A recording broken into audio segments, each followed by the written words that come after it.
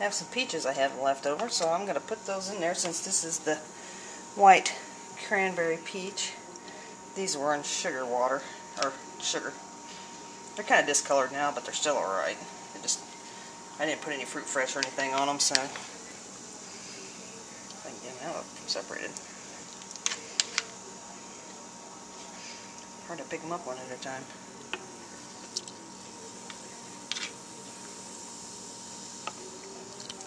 This is some fruit I got on discount anyway, so.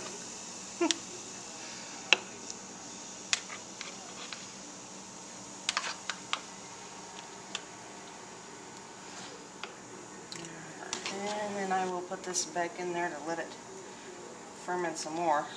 Hopefully, since this yeast has already taken hold in this and stuff, this peaches won't have a problem. I did peel all these anyway, so shouldn't be anything on them as far as yeast is concerned. Wild yeasts.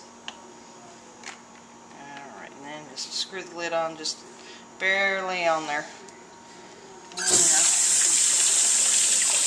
We have strawberries too, so I'll just put them back in there. And these had sugar on them as well, so. So Craig, I went just a little bit beyond the inmate wine into actual fruit. Really yummy syrup. That'll make some pretty color. We'll give it some of that. This might do some more crazy carbonating, or some more crazy fermentation, I'm not sure. But hopefully this will add just a little bit more of a strawberry flavor to this one and a little more of a peach flavor to the other one.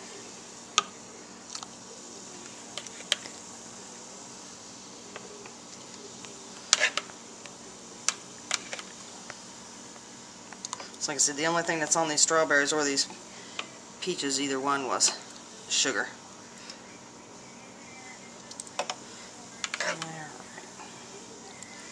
Yeah, I think I better quit there, because if I fill that up too much and it gets to fermenting again too crazy, then I'm going to have trouble. Alright, tune back in a week or so and we'll see what this is doing. Okay, the wine has been sitting for a week or so. I'd have to actually look up the dates. But you can see how much of the color has faded out of those strawberries. I'll raise this up just a little bit, maybe see better. But you can see just how faded out those really are. So what I'm going to do is I'm going to attempt to pull the fruit out of that, and then I'm going to rack each one of them off into a new jug. So, wish me luck, I've sanitized everything here. And I've got a bowl down here to put the fruit in, so I'm going to attempt to dig it out. Maybe it won't be so bad. Here, look at this. See how faded that is? And this is really, really cloudy because I haven't put anything in there to even try to clarify it or to kill off what yeast is left in here, so it's not clear in the least.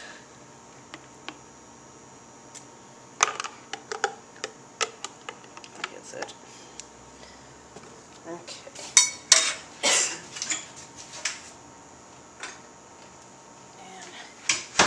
Get my little taster cup here. I'm just going to put a little bit in there. So you can tell it's kind of got a pink tint to it, but it's really, really cloudy.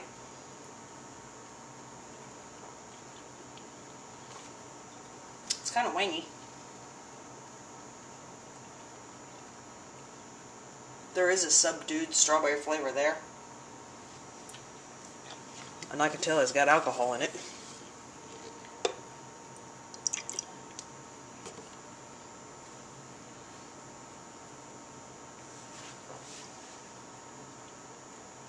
It's not as strong strawberry flavored as I have liked it, but you know, for $1.99 for the bottle, what the hell?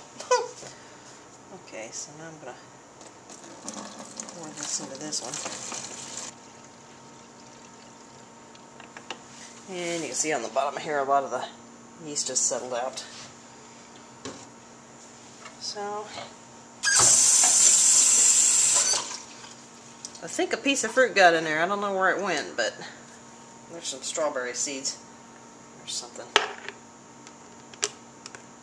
May just be seeds. But anyway. So then you can kind of see what color it is. So I'm just going to put the lid back on there real loose. And let me rinse and sanitize the bottle I just got rid of. Okay, and then I got a cup of sanitizer here. So I'm just going to pour that in there.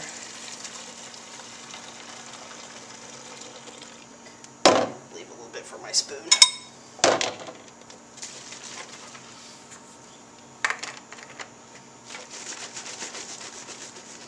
And let that sit for just a few minutes.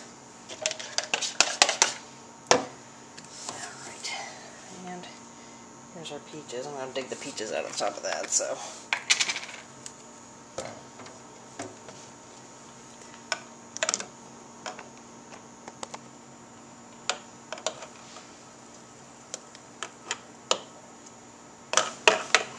I'm probably going to miss some in here, but.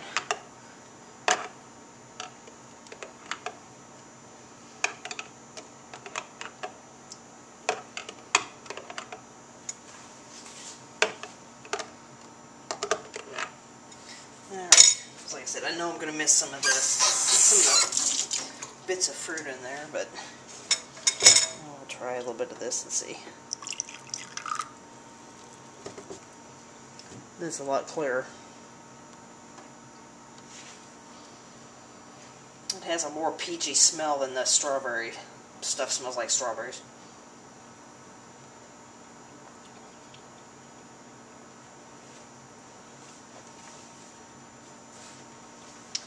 It's kind of wangy too.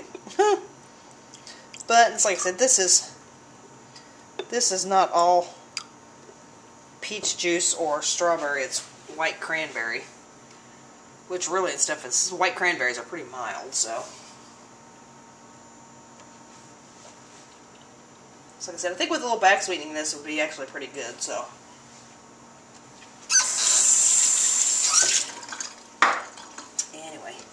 So now I'm ready to dump that out.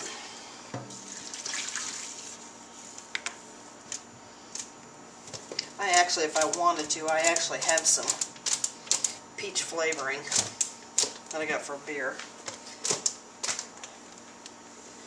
So,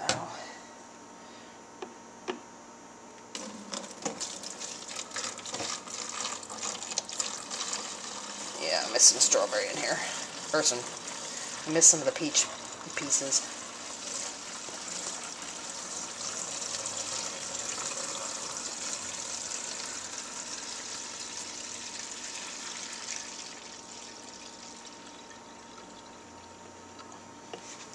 And it's like I said, you can see a lot of the yeast on the bottom of that also.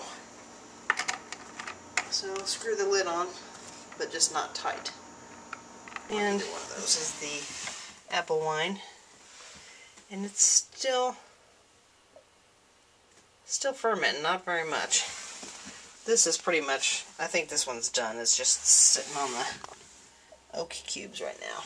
So I have taken a sniff test, a little bit of this, and actually it smells pretty decent. I might rack some off and put it in this video just for shits and giggles. But I don't know how long this stuff is supposed to go on, but I'll just leave it, I guess, until it kind of quits fermenting, so. Because I know this is supposed to ferment out really, really dry, so. I think I'll just take a little thief sample of this one, and then I'll share that with you also. Okay, took a little sample of the elderberry, so you can kind of see the color that is. There's a shade of me.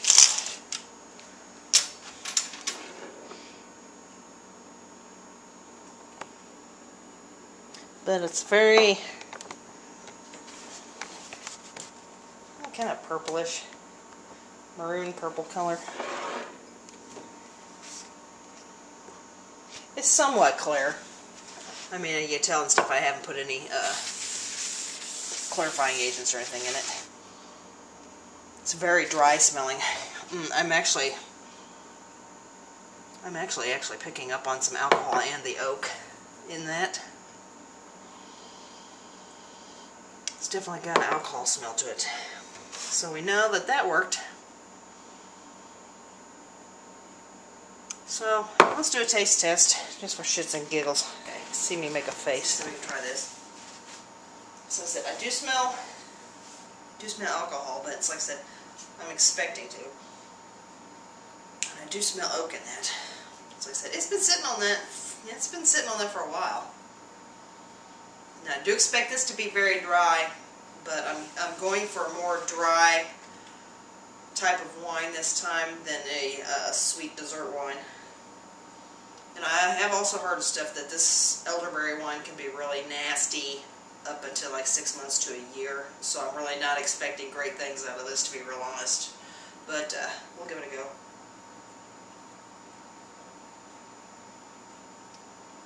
It's very, very mild. It's not sharp.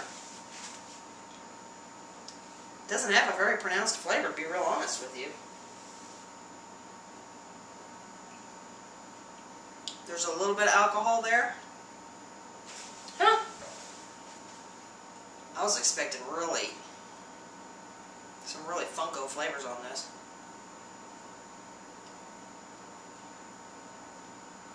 It's really very mild. Not exactly what I was headed for, but that would make a real nice, it's not cloyingly. Well, it's not sweet at all, but it's not the grape wine. Whenever we did the grape wine, it was very, very dry on the tongue. And surprisingly enough, even though I expected that really with this one, it's not.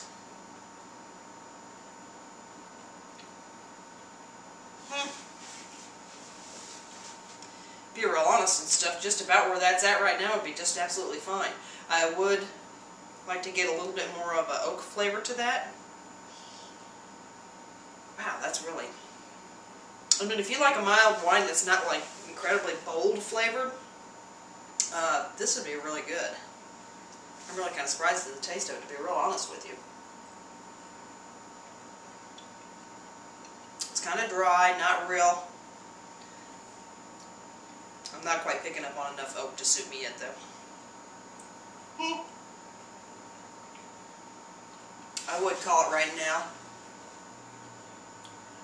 I would call it a semi-dry, because it's not, so like I said, the wine we made out of the grapes, it was plaid your tongue dry. This is not like that. And I think, maybe I think I did use a different yeast on this, perhaps. Because I used the Montrachet yeast on the grapes. I used Montrachet yeast on this stuff and the Applejack, or the Apfelwein. And this, I'm thinking I actually used the Pasteur Red. So maybe, you can kind of see the alcohol coat in the glass. So maybe the Pasteur Red doesn't dry out quite as much as the Montrachet. Chilled, cellar temperature, good stuff. I think I'm probably going to let that sit for another, couple months at least, just so I can pick up some more of that oak character, because I really did want this to be more of a dry with a lot of oak character to it, and it hasn't quite picked up enough of the oak yet to suit me. So anyway, just a real quick update on my wine and stuff, and I know this video is going to be like forever long, so I apologize for that. Oh, check out my stupid dancing video. the swell dance. So anyway, you all have a good week, and I will see you later. Bye.